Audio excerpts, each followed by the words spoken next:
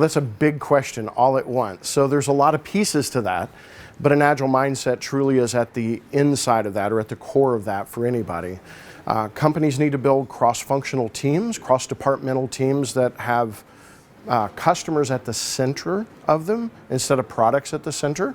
You have to build a culture of adventure, that it's okay and it's safe to fail. A culture that it's okay to say, we tried, but it didn't work out.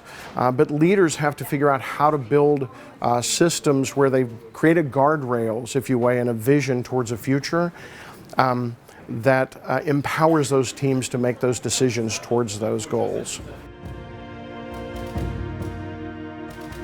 The chief barriers really are our own self-interest, to be honest. Most people get stuck in the things that are in it for them and what their roles are. We're so used to doing things the way we used to do them that agility really challenges those things at its core.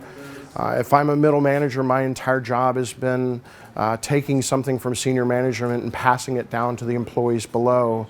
And in a truly adaptive, agile system, that job isn't the same anymore. So it challenges why I exist. And so I have to learn to be a leader, not a manager anymore. I have to learn to empower people rather than to tell them what to do. So we kind of are in our own way to be there. We're our own barriers.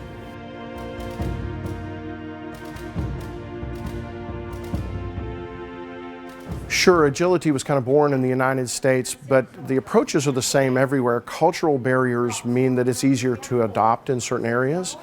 There are parts of the world that are very hierarchical in nature, and it's harder to make that transition.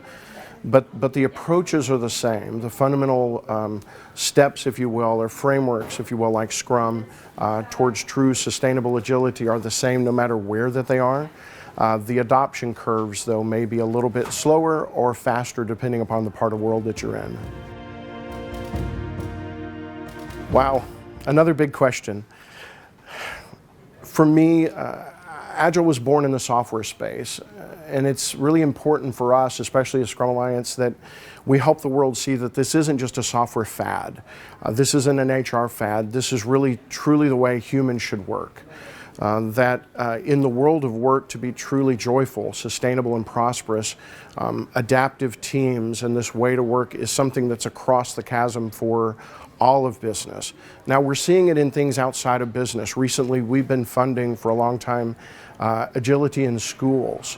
So we're seeing classrooms that are running in a very team-based way where kids are no longer sitting in a group of 30 with one teacher lecturing to them for 8 hours, but kids are together in groups of 5 that are pulling the learning to themselves, that they're responsible for each other in how that they learn, and they're learning at a rapid pace. I mean, at that point in time, it's not about filling of a bucket.